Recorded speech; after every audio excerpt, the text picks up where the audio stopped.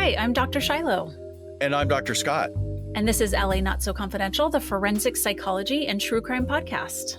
Each week, we explore the intersection of psychology, the criminal justice system, and entertainment.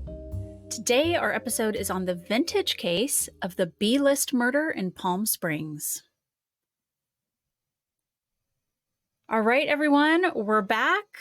Thanks for being here with us. Happy end of August. Man, trucking towards fall.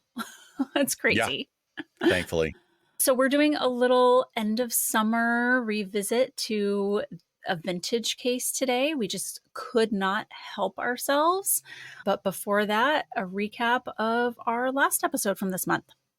Yeah, just briefly, episode 188 was on what I call body language expert bullshit. And we do a really pretty deep dive into the cases for and against those individuals who present themselves as body language experts by also holding up and illuminating a few people who are the experts in the field, the professionals that can be trusted.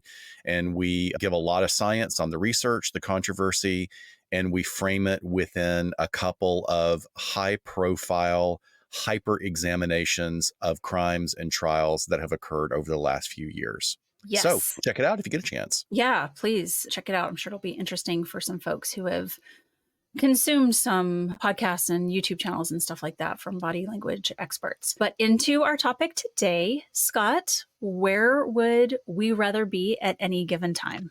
Okay, this is a little complex and it's a tricky question because if it's for a day, we'd rather be at Disneyland with nobody else there. Okay, I'll take it.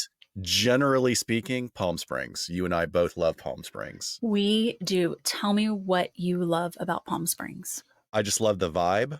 It just feels like another part of the wonderful state of California that is unbelievable, like a completely different environment. It's a slower vibe. It is relaxed. I don't know what it's like to live there full time, but I'm telling you, this is going to sound so pretentious and I apologize for it.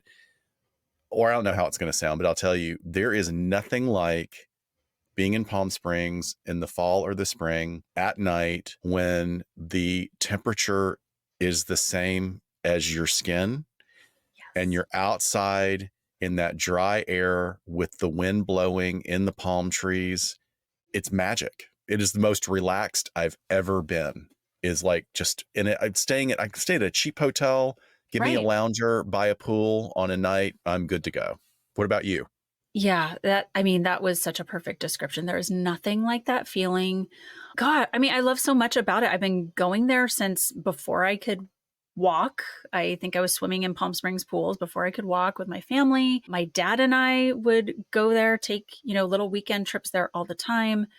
In college, I would go by myself before finals and just study and be out there by the pool, cracking my books open. And then, of course, with my own family, with you, it is like being a world away, 2 hours away from LA. And it feels like such a little indulgent getaway. And I love to see so many of the things. We're going to talk about the history of Palm Springs and just how it became what it is today. But it's going to sound like the weirdest mix of things, and somehow it works. And I just love it for all of those things. But it does, I think, because I've been going there for so long, feels like a home away from home, yet still an escape. Had you visited before you lived in California?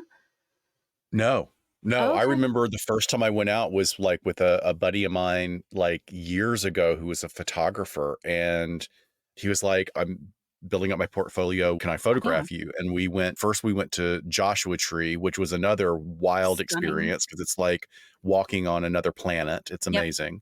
And then went to Palm Springs. And this was back when neither of us had any money. And we were like that. It's kind of an amazing thing about Palm Springs is you can go ultra high end. Yes. Which is like some of the top hotels in the country. Yep. Or you can go super cheap at the Days Inn and like a 6-pack from 7-Eleven, and it's, believe me, it's just as much fun, or it is for me. So yeah, I started back in probably the late 80s, early 90s. Okay. Well, today we're going to explore the dark underbelly of Palm Springs past, although there have been some tragic modern cases. We had the murder of Palm Springs police officers Mm, Leslie Zarebny and Gil Vega. They died back in 2016 as they responded to a domestic violence call. But we want to keep with our vintage case formula of looking a little bit further back to this right. bygone era. And after all, a place with golden age ties to Hollywood is bound to have some sordid stories to tell. So, just some quick examples off the top. A loose connection here. Remember Cheryl Crane? She was the teenage daughter of Lana Turner. Of course, we covered her case in episode 175, where she was acquitted of stabbing her mother's abusive mobster boyfriend, Johnny Stompanato, to death. Well, she had a residence in the Racket Club area of Palm Springs as an adult. Wow. Yeah. It's interesting to note that Palm Springs occupies this very interesting geographical area of Southern California, right? So it's part Indian reservation, it's out in the desert. But like you were saying, there's a lot of crime in big cities, or there's historically, we've looked at like urban areas, but there's also a lot of dark money that has historically gone to places out in the middle of nowhere. Because why would you want to go? Because there's nobody to look at you, right? Right. That's how Las Vegas got started. Yep. And there's a good bit of that happened in Palm Springs as well. So on the more mysterious side of true crime events, we have actor Bill Goodwin, who is known for his radio and television work, but also for his roles in 43 films, including Riding High and Bundle of Joy. He lived in a 5-bedroom home in the Mesa area of Palm Springs. Mesa meaning what, Dr. Shiloh? I don't know. Table. I knew that. Okay. Sorry, just like testing her on her Spanish, right? Yeah. Yeah. Yeah. So tragically, on the night of May 9th, 1958, he was found deceased in his car on South Palm Canyon Drive. And his wife, actress Philippa Hilber, revealed that he had left a mysterious note stating that he was going out for a drive. So some sources state that the cause of the death eventually was ruled natural causes due to a heart attack. And then in 1975, Al Adamson rented a 7,000 square foot home in the movie colony area of Palm Springs. I love that area. Yeah. Besides residing there, he used the property as a set for his sexploitation film Blazing Stewardesses, starring Yvonne DiCarlo. Tragically, in 1995, Adamson's murdered body was discovered buried beneath the hot tub. He had been murdered by a live-in contractor whom he had hired to work on his house. Wow. So, trigger warnings for this episode: murder and gun violence. Not too many details, but just to give you a heads up as you're listening. So let's first set the scene for you of how Palm Springs came to be the town that it is today. Palm Springs is located within the Coachella Valley of Southern California, and it has a very rich and diverse history. Going way back, the area was originally inhabited by the Agua Caliente band of Cahuilla Indians who settled in the region for its abundant hot springs. And it's an amazing geological area. There are hot springs all over the place, not just in Palm Springs, but throughout the valley. And then in the late 18th century, Spanish explorers traversed the area. It's generally accepted that the first white men to visit this area was Jose Maria Estudillo and brevet captain Jose Romero, who were sent by the newly formed Mexican government in December of 1823 to find an overland route from Sonora to Alta California. And on their expedition, they first recorded the existence of agua caliente, or what in Spanish is that, Shana? Hot water. Thank you. But it wasn't until the mid-19th century that settlers began to arrive. So by the late 1800s, the region started to develop with this establishment of ranches and farms. And because of the abundant water, and even being a desert, there is a lot of water there. There's a huge reservoir underneath Palm Springs. There's tons of ranches and farms that were developed. Dates became a huge production. There were date farms all over the place. And in 1876, the United States government created the Agua Caliente Reservation, which covered over 31,000 acres in a checkerboard pattern with alternating covering over 31,000 acres in a checkerboard pattern with alternating sections of acreage. And the non-reservation sections were given to the Southern Pacific Railroad to encourage the construction of rail lines through the Sonoran Desert. This checkerboard layout includes downtown Palm Springs, contributing to the Agua Caliente's tribe status as one of the wealthiest in the United States. It was very, very smart to do this so that the Native Americans were able to preserve their financial stake in this area. much, Correct. much different from other areas of the country. It was very smart planning. Yes. And lots of tributes around Palm Springs in different ways to the people that were there first.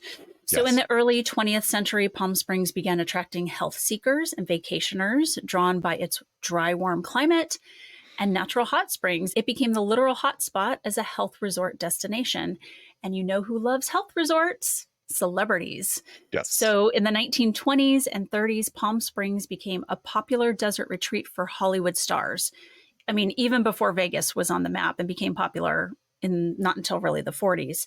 So famous residents with Palm Springs hideaways included Albert Einstein, Frank Sinatra, Dean Martin, Sammy Davis Jr., a big Rat Pack hot Bob Hope, Bing Crosby, Kirk Douglas, and Cary Grant. And then famous ladies that visited frequently included Marilyn Monroe, Dinah Shore, Lily Tomlin, and Elizabeth Taylor. Another significant reason Hollywood stars flocked to Palm Springs, perhaps the most crucial reason, was the need for privacy. And in the 1930s, a star's life could be ruined by gossip or by scandal. You know, America was a much more puritanical place to be back then, even Hollywood. Really? I Was mean, it? we still are, Are but you sure? I know. The Captain last couple of years have gotten me a little concerned, but Captain yeah, Obvious. okay, But yeah, I mean, every star kind of lived under this constant surveillance and paranoia, right. particularly about their reputation. An extramarital affair or the revelation of being gay could turn someone from riches to rags literally overnight. However, word soon spread of a beautiful desert sanctuary where one could find relative safety from the prying eyes of the paparazzi. So there were enclaves that developed all over the places. These resorts, beautifully, beautifully appointed for the time, decade after decade, with the architecture changing. But one thing in common, most of them surrounded by privacy walls. You know, you Yes. were going into your own little private area.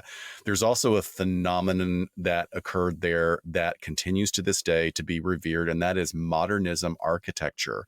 So the mid-century modern architecture movement left a huge mark on the city with really iconic designs by architects like Richard Neutra, Albert Frey, John Lautner, and today's designers. Like, there is a modernism month basically that Mm-hmm. goes on every winter, where these beautiful homes that have been restored and enhanced to like the ultimate in modernism decor, and people come from all over the world to Yeah. spend a week there, going to the museums, looking at the displays. It's really pretty cool.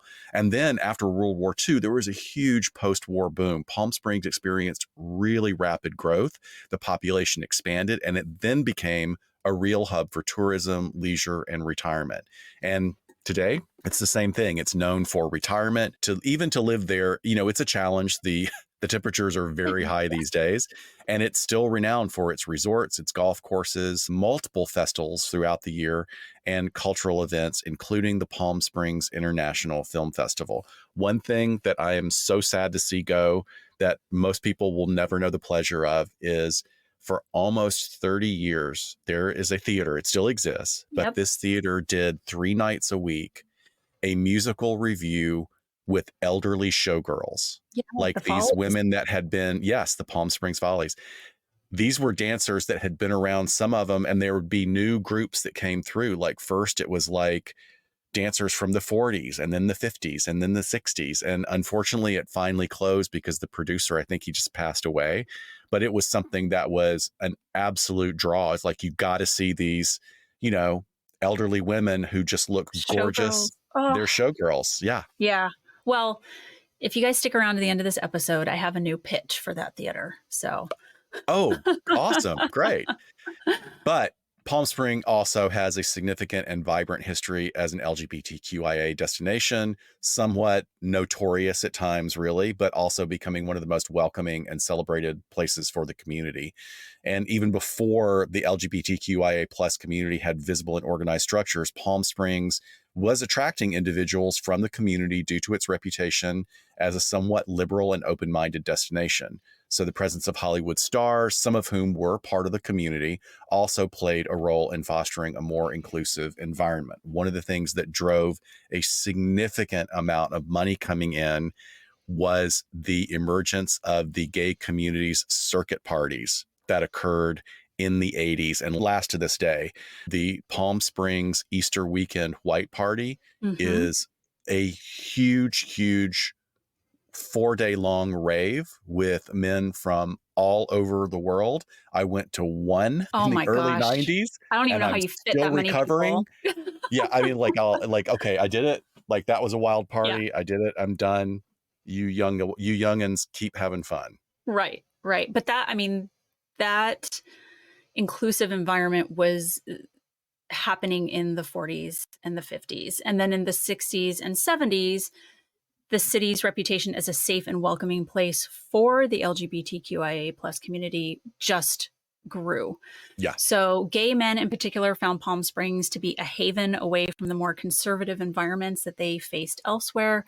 And during this time, several gay resorts and bars opened, providing safe spaces for LGBTQIA plus individuals to socialize and be themselves.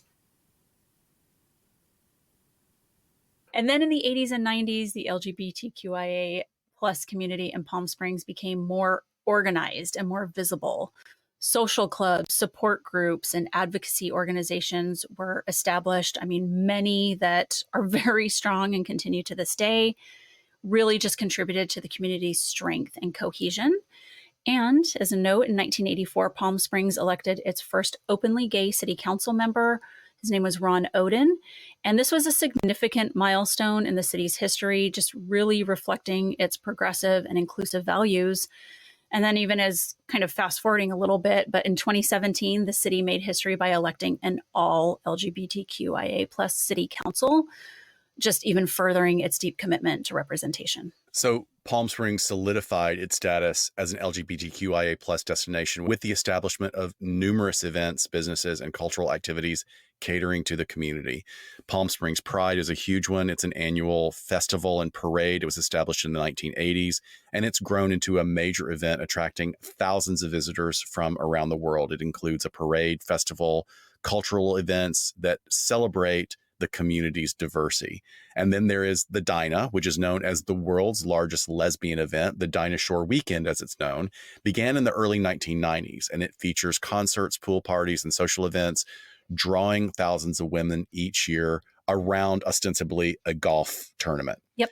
Then there's also the International Bear Convergence, but it's not the kind of bear you're thinking. This event caters to the bear community within the LGBTQIA plus spectrum, offering a weekend of parties, entertainment, and social gatherings. There's also advocacy and support, such as Desert AIDS Project and the LGBTQ Community Center of the Desert, and they both provide vital support services, healthcare, and advocacy within the community. And then they also have an effect on tourism. Palm Springs continues to be a top destination for the LGBTQIA plus tourists, and numerous gay and lesbian resorts, bars, and businesses cater to this community. The city's inclusive atmosphere and welcoming community make it a preferred vacation spot. And then, of course, we have to talk about our cultural contributions. The city hosts film festivals, art exhibitions, and other cultural events that highlight and celebrate the LGBTQIA plus stories and artists. Yes, all of that and more. I mean, All of it and more. Gay, you gay, know, gay. Gay, gay, gay, gay, big gay. rainbows shooting out of everything. Pew, pew, I rainbows. I always think, like, when I'm checking prices, if I'm looking at a weekend to go to Palm Springs and staying in a hotel, if it's just super high prices, I'm like, oh, what event is going on? Because Yeah, I don't want to be there with a billion people necessarily. And these right. events are so huge. But sometimes it's also like, well, I mean, we're pretty aware of things like Coachella, or you have the big Indian Wells tennis tournaments. I mean, there's a lot of things going on out in the Coachella Valley a lot. So you have to do your planning sort of accordingly. But hotel Yeah, room prices are a good indicator.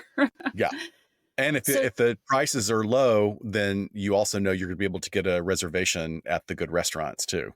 yes, it Yeah, might be 1,000 degrees, but that's a fair trade yeah, off, I think. Palm Springs is also really known for their sustainability and inclusivity, but as they move forward, there's a really strong emphasis on sustainability and maintaining its status in a number of ways. And I've seen it kind of ebb and flow. There have been times I've driven into town and I'm like, ugh, It's like no one's been here in decades. What is happening to infrastructure?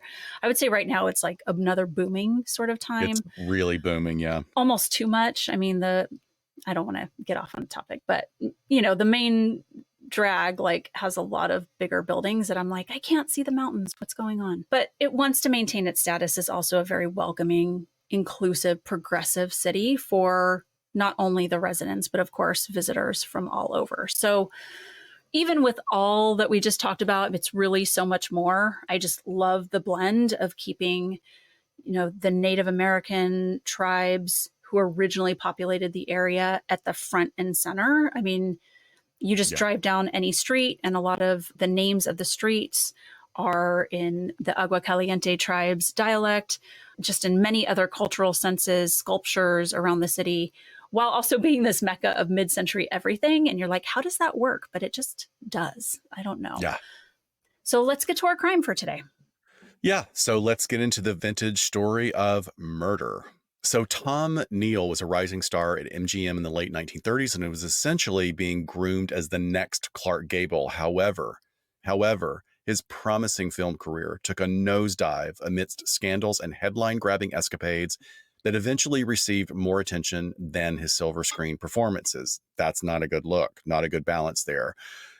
So Neal also had quite a penchant for starlets, and shocker, that didn't turn out well for him.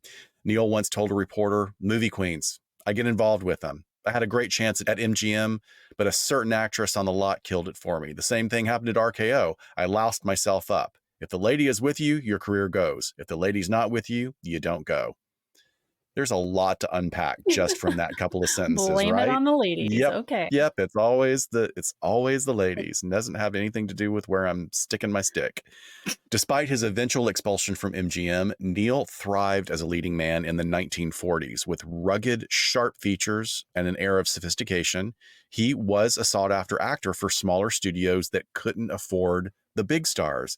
But by 1951, his off-screen antics had caught up with him. And on one occasion, Neal sent a very respected actor, Franchot Tone, to the hospital with a severe beating. Major studios really wouldn't touch him after that. So Neal waited for another chance to headline, but it never came. So by 1954, he was lucky to book bit roles on live local soap operas in Chicago. Even then, he often clashed with the staff and found himself being written out of the storylines. That's very telling. It is. So determined to forge his own path back to the limelight, Neal moved to Palm Springs in 1955 with a screenplay of his own in his hand. The project, titled 4:20 a.m., was meant to be his triumphant return, featuring a character named Steve Granite, private investigator. Oh my God. Oh gosh, don't walk around Palm Springs with a name like that. So this was a character that he developed. He modeled basically after all of the roles that he had played in previous years. He just kind of wrote them all together for this leading man. And to fundraise, Neal hosted parties for producers and local businessmen in Palm Springs. But the industry just wasn't interested in his brand of abrasive, misogynistic characters. So when this attempt at a resurrection failed, Neal had to take a job as a host and a bouncer at the Dollhouse, a hotspot for celebrities on North Palm Canyon Drive. Amid the glitzy backdrop, Neal observed the daily procession of stars living their carefree lives. Unfortunately, Palm Springs ended up being a constant reminder of the life that he had lost. And as a stark example of what could have been, the July 1956 issue of The Villager, which was like the Palm Springs weekly magazine of the time, it featured William and Diane Powell on the cover with the happy couple parading around Palm Springs. Well, you see, Neal had starred opposite William in the 1930s film Another Thin Man and was actually engaged to Diane before she abruptly left him for Powell. So, I mean, that must have been tough for him. That's kind of a gut check for your ego there. Yeah. But in a positive turn of events, his growing desperation eventually led to some introspection and pushed him away from the fringes of Hollywood and toward a complete self-rebranding. We can completely understand that here in the 2024 age of social media, reinventing and branding, right? He transformed an interest in landscaping into a new career. launching Tom Neal and Company, touted as a complete maintenance service. Already, I'm wondering what that maintenance service means, though, right? Yeah. So Neal also immersed himself in Christian Science, and for the first time, his life felt aligned, and he finally found some authenticity in paving his own way. The leading lady of his life came in the form of Patricia Fenton, a beautiful Western Airlines flight attendant that he met at church. So at 43 years old, Neal stated that he had truly found happiness. I wouldn't go back to acting for anything, he told reporters. I'm outside all day, I'm my own boss, and I don't have to worry about waiting for work. I'm a very fortunate man. I've found religion, a good wife, and work I can be proud of. However, his newfound happiness was shattered when Patricia was diagnosed with cervical cancer during the delivery of their son, Thomas Patrick Neal. So, as part of the Christian Science beliefs for both him and Patricia, they viewed the material world as an illusion, with the real world existing in the spiritual realm. Thus, any illnesses or diagnoses were not seen as a physical ailment, but rather as a manifestation of the mind. Prayer rather than medicine was considered the most effective treatment for illnesses, even those as severe as cancer. So the couple faced Patricia's diagnosis through rigorous prayer, but her condition deteriorated rapidly. And for the sake of their son, Neal broke religious protocol and drove Patricia to Riverside for weekly radiation treatments. Unfortunately, it was far too late, and Patricia, who was only 29, died on March 11th, 1958. After her death, the grieving widower claimed to have received a visitation from Patricia, who explained that the cure for cancer was naphthalene mixed with camphor. So Neal was so convinced by this vision and this information that she had given him that he even contacted the head of cancer research at a Chicago university. I'm sure that phone call went over well. Yeah. But finding his way back to Hollywood, the actor turned landscaper used his grief to actually secure 2 small roles. However, sympathy really only went so far, and the industry still didn't want him. By 1961, Hollywood itself felt like the illusion, and Neal's world had declined. His stature, his bank account, his lifestyle, and of course, the loss of his wife and having to raise his son alone. One night at Il Destino, a restaurant in Palm Springs, Tom Neal was instantly smitten by the bright smile of Gail Clokey, a vibrant 24-year-old transplant from Los Angeles. Their instant attraction ignited a passionate and volatile romance, leading them to elope in less than 3 months. Gail's cousin Dennis Sir recalls visiting the newlyweds in Palm Springs over spring break. She didn't seem that happy, Sir shared. He got religion and he was so fanatic. He went overboard. He was getting her up at like 4 o'clock in the morning to pray and study the Bible. Even for Neal, the honeymoon period was short-lived. His landscaping work was slowing and financial troubles were beginning to pile up. Seeking refuge, they moved to his hometown of Evanston, Illinois, where his family welcomed them and covered their costs. But as finances tightened, his jealousy grew. He became increasingly possessive, tightening the reins on his wife. Neal's nephew, Walter Burr, recalled Gail stating, I couldn't go to any social function where he was in attendance, where I was talking to any individual male for at least 30 seconds. Neal's escalating aggression became so noticeable that a plastic surgeon friend encouraged him to take shots of estrogen. Okay. So the couple eventually returns to Palm Springs, and Neal wrote a bit of an odd letter back to his family. It said, quote, I will never be able to thank you for putting up with all of us through so many trips and moves in and out, several clashes of temperament, garlic, very rare beef. I was running away from responsibility and myself. No one ever tried harder, but you can't just run far enough. I'm in real good shape now, back in the swing of landscaping and maintenance service. I picked up several new accounts and just finished our first landscaping job on Friday in the Las Palmas section. Contemporary job with Italian cypress and many varieties of junipers, natal plums, and white dolomite boulders. So, I mean, maybe things were picking up, things were looking okay, but you see, as Neal is working on the yards of his famous clients, the persistent longing for his former glory days was seeming to bubble back to the surface. And he felt that it was still within reach if he could only find that one right project for him. So get this, Neal persuades a young writer to collaborate on a project called Who Killed the Black Dahlia?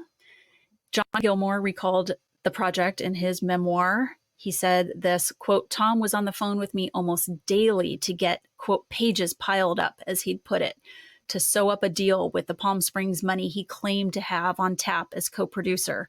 It was Tom's plan to co-star in the movie as a tough LA detective who falls in love with the dead girl. As Neal immersed himself in the project, it seems that the lines between reality and fiction started to blur.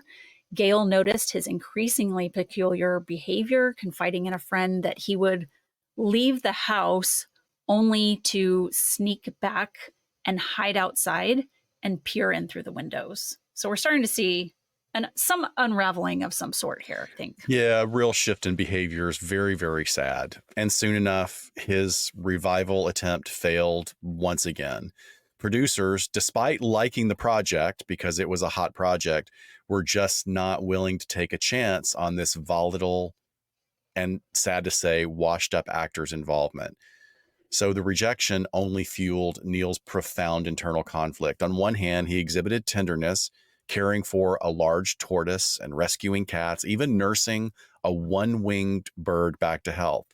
Yet on another occasion, in the presence of his business partner, he flashed a .45 caliber pistol and shot at a cat walking along the perimeter of his backyard. And then, following a violent eruption of marital tensions, Neal fled back to Illinois, pulling his son out of school and withdrawing all of the money from the bank, leaving Gale behind. Gale pleaded with his relatives to get him psychiatric help, but Neal wouldn't have it, confining himself to his room, believing he could fix his problems through prayer and study. So left without her stepchild or her husband or income, Gale found work as a receptionist at the Palm Springs Tennis Club in early 1965 and started to gain some semblance of independence back again. She was paying the bills and started dating a successful but married businessman and tennis player. However, word of the relationship soon reached her husband. One day in March, Gale came into work visibly shaken. She had just officially filed for divorce and feared what the future might hold once Neal returned to deal with the matter. In the meantime, she had an arrangement with his family because she had some communication with them that essentially they would call her and give her a heads up if Neal left Illinois and started to head back to Palm Springs. 2 weeks later, Neal told his family that he was going to Detroit for some work, and instead he jumped on a plane to Los Angeles, rented an ivory white Mustang under a fake name, and started east into the desert. On March 31st, 1965, Gale arrived home from work and Neal was waiting.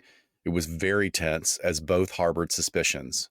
During the day, he had rifled through her things, finding intimate letters written by her lover. Sensing his anger, Gale made sure everyone she talked to that afternoon knew Neal was back in town. Neal switched gears and claimed that he had returned to Palm Springs for reconciliation. He invited her to dinner and she agreed. At Kelly's Steakhouse on South Palm Canyon Drive, they washed down their steaks with martinis. Alcohol loosened them up, and dinner turned into one last night on the town. They moved on to Ethel's Hideaway, where the drinks continued to flow as they discussed divorce papers, and after about an hour, they left for another establishment called Rimrock. They ordered more drinks and danced until the early morning. The next day, Neal awoke full of nervous energy. He persuaded Gale to join him for lunch, determined to finally win her back. They opted for Lori's Steak Ranch, ordering a hair of the dog and steak sandwiches before returning to the house. It's likely that, still nursing a hangover after her lunch, Gale lay down on the couch. And it's one of those very low profile, mid-century modern couches. So the armrests are very low. She was basically, probably had her head propped up on that, but very low, almost flat on her back.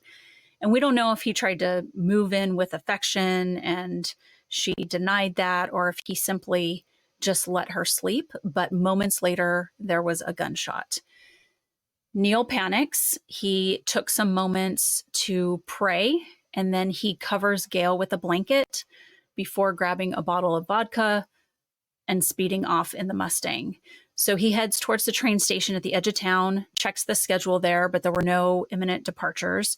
So he also contemplated ending his own life, but he didn't. He ultimately decided against it, instead making the decision to drive to the mountain community of Idlewild seeking refuge with the familiar faces at the Tyrol restaurant. 20-year-old rookie police officer Joe Jones was one of the first to arrive at the Neal residence. He says the front door opened to the living room. She was on the couch. The blood from the head wound had gone through the pillow and soaked the floor. The fireplace was roaring. The telephone receiver was off the hook, lying on the dining table. So in the living room on that couch, Gail Neal lay dead, her hands frozen in place just under her chin, and a white bedspread covered her entire body, but just up to her neck. Officer Jones said, quote, "There was no doubt in my mind when I walked in that someone had walked up to this gal and shot her through the head." Neal was eventually arrested and continued to exhibit bizarre behavior during the trial. Maybe, we can kind of discuss what we think as far as this behavior. Once we talk about it a little bit, was he really a desperate actor in kind of a starring role? Or was he experiencing some delusions or some mental health crises? But let's go through some of the antics. Yeah, I'm already having some ideas, but let's go through what you've pulled for research. I mean, he's an actor. He definitely knew he had to play to an audience. After jury selection, he told reporters, "I have a wonderful jury. 10 women and 2 men. One juror looks exactly like my mother, but exactly." And the trial seemed to reinvigorate him. That's a point right there. We're going to put a bullet point right there. And although his life was on the line, Neal remained oddly composed, expressing that divine intervention was in his corner. During the trial, he wrote in a letter to the widow of his best friend, "Each time I go into the courtroom, I pause at the doorway while God enters before me as I strive for the prize of the high calling of God to have the same mind in me that was in Christ Jesus." Bullet point number 2, we're going to come back to. Neal took the stand in his own defense, and during one of the days of testimony, the son of a jury member tragically died, leading to the juror's replacement with an alternate. Neal seemed to take that as a cue when this court resumed, invoking a performance of grief while playing up Patricia's death and the helpless feelings of losing 2 wives. "Patrick has now lost 2 mothers," he told the jury, referring to his son. He delivered a tight tale of infidelity, personal tragedy, and self-defense, infusing his testimony with religious incantations, but his accounts of what happened that night were very muddy. So Neal explained that the gun was meant for Gail's protection. That's why it was in the home to begin with. He claimed that she had told him that she had been followed home from the tennis club on multiple occasions, and that one night someone even tried to break into the home. Neal said that he had taken the gun out to be able to show her how to use it. They practiced how to load the firearm. So essentially laying the groundwork that Gail was familiar with the firearm. However, the day of her death, Neal claims that they were arguing about her infidelity, and she pulls the gun on him. In a split-second reaction, he shoves her arms away, and then, kind of famous words, right? The fatal shot rang out. So he must have, as he claims, immediately gone into shock, and he claims that the trauma basically erased much of what happened after that, including the gun's whereabouts. So during the Tom Neal trial, District Attorney Roland Wilson presented an airtight case, disproving the possibility of an accidental shooting, and that was what was central to Neal's defense. The case relied on the testimony of law enforcement ballistics experts explaining that the weapon couldn't be accidentally discharged without a finger on the trigger and a hand depressing the safety latch. Despite the overwhelming evidence, the starstruck jury delivered the least severe charge: involuntary manslaughter. Officer Jones was quoted as saying, "He's an actor. At least one woman on the jury fell in love with him, but we didn't find that out until after the trial." Tom Neal received the maximum sentence for involuntary manslaughter, 15 years. He only served 6 years at the California Institute for Men in Chino, where he promptly oversaw landscaping duties. He was paroled in December 1971 and promptly found an apartment in Studio City on Radford Avenue, right across the street from CBS Studio Center, formerly Republic Studios, which had launched his career 30 years earlier. Perhaps the trial was the right project that finally launched him into infamy. Neal died of heart failure at his home exactly 8 months after his release. So what do we think? So, you know what, my immediate, and again, folks, like we say this a lot, and we're just coming off recording other episodes about, be careful about making assumptions. I'm going to look at this Sure. clinically about the limited descriptions that we have. And Right. what I see very clearly from history and current presentation, you can start with personality disorder if you want to. Like, you're going, oh, look at these behaviors. Look at the way he treats women. Look at the way he pushes around. Look at the way he's irritable and he's Mm-hmm. losing opportunity after opportunity. But then we're morphing into some really erratic behaviors that aren't congruent with narcissistic personality disorder. So I have to backtrack. And what Right. I'm looking at is 3 statements. I have a wonderful jury, 10 women and 2 men. One juror looks exactly like my mother, but exactly. To me, that is indicative of hypomania or mania. Mm. Like, the idea that in this completely serious trial where you have committed a terrible crime, no matter what your defense is, he flew out there, he had a plan, he committed a crime, he considered taking his own life, and then he drove to Idlewild for a drink. Like, it's clearly he's being quite expansive. I think he's Sure. launching into like a manic episode. He's probably been manic. He's also a heavy drinker, which at that time, with the limited medications that were available for mood disorders, a lot of people medicated with alcohol, with Right. recreational substances.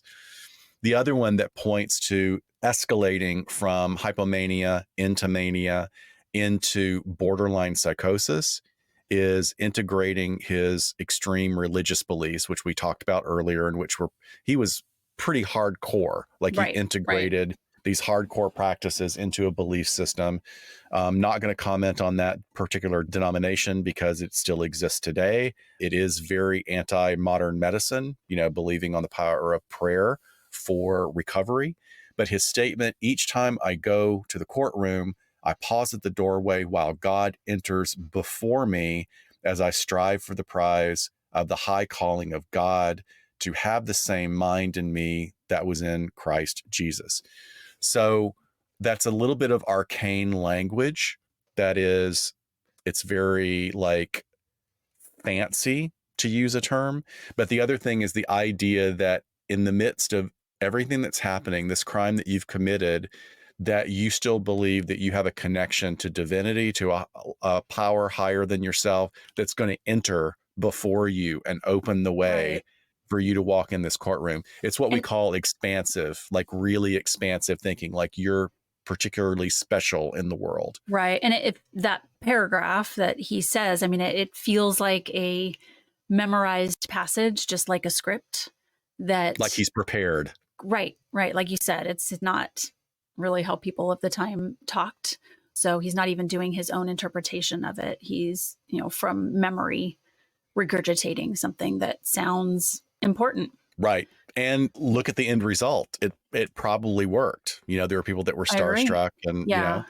but the idea also, or the other point that I was going to make is that in the third paragraph that I was sharing, there is a little lick of sort of personality disorder or narcissism, I would say, when the juror there's a death in the jury, basically, and then the juror gets replaced. And he uses this as a way to sort of bolster his own grief and say that he's triggered by this. Also, again, sort of making the assumption that you have a connection with what is supposed to be a neutral party, Hmm. judging whether or not you're going to be facing any legal consequences for this. So it all very much tastes like mania. That presentation of mania where it becomes very, very egocentric. I'm the most important. I'm the most special. I have these special abilities. I have special insights, and on and on and on and on. And on top of it, he was a pretty good actor. Even though he was a B star, he was known to be a Right. good actor. It's just he kept screwing up his career by irritating people and pissing people off. I think that's always fascinating to look at, whether it's, and harkening back to our last episode, talking about Amber Heard and Johnny Depp trial, or, where other celebrities or particularly actors have been on the witness stand, and just like, what do we make of that?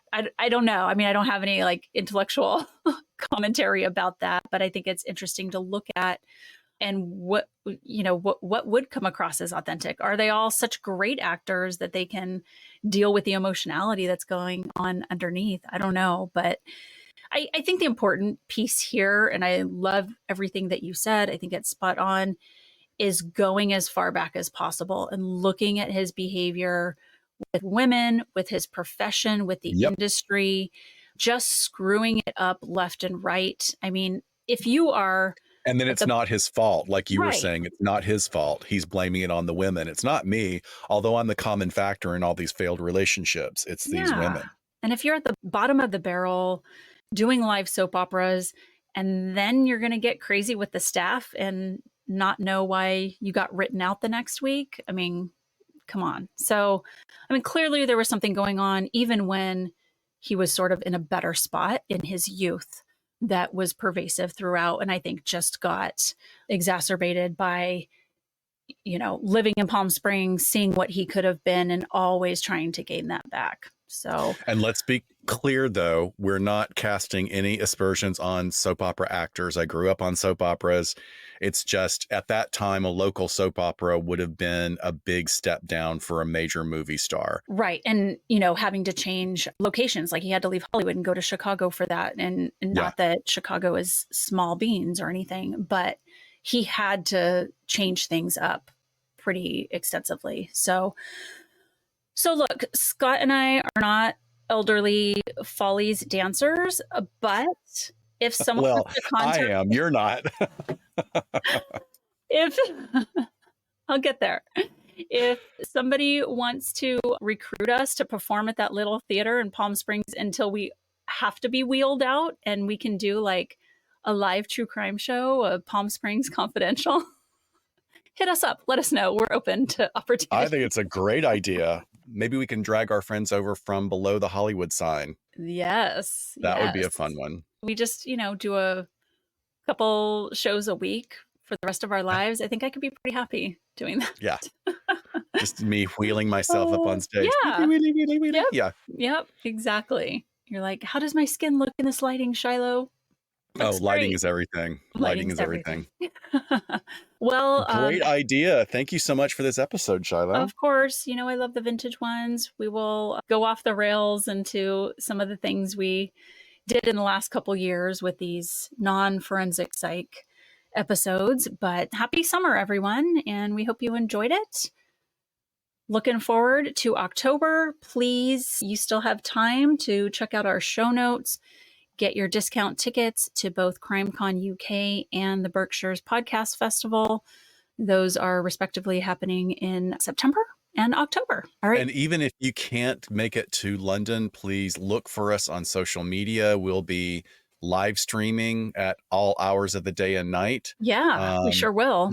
So join us on Facebook, join us on YouTube. We'll send out little announcements when we can jump on and talk to some of the wonderful guests that will be at CrimeCon UK. Yeah, I think we should just, live stream from our table a little bit while we're sitting there. That'll be great. And some people can say hi. So, all right, everyone. Thank you so much. And we'll see you next time on LA Not So Confidential.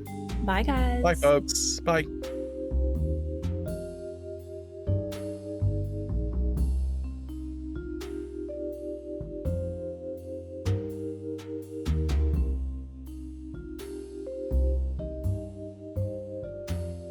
We sincerely thank you for spending some time with us today. LA Not So Confidential is part of the Crawlspace Media Network. Each episode is hosted, produced, and written by Dr. Scott and Dr. Shiloh. Our post-production editing and sweetening magic is handled by the multi-talented Jason Usry of Ear Cult Productions. Our theme music, entitled Cool Vibes Film Noir, is composed and performed by the talented Kevin MacLeod. He graciously allows us to use his music via a Creative Commons Attribution license. Please check out all of Kevin's amazing work on YouTube. All of the resources for each episode can be found on our website at la-not-so-confidential.com. You can find us on Instagram at LA Not So Podcast, on X at LA Not So Pod, and on Facebook at LA Not So Confidential. Media inquiries and bookings are scheduled at alienistentertainment@gmail.com. Once a month, we go live on YouTube on Saturday afternoon. So pay attention to our social media announcements to join our interactive broadcast entitled Behind the Couch, where we interview guests on a number of psych, criminal justice, and true crime topics. And lastly, we'd be honored if you joined our Patreon at patreon.com/LA Not So Podcast. With a subscription, you get an ad-free listening experience, additional content, host interaction, and you'll be the first to know about upcoming live events, social gatherings, and super cool swag. Thanks for listening, and join us next time on LA Not So Confidential.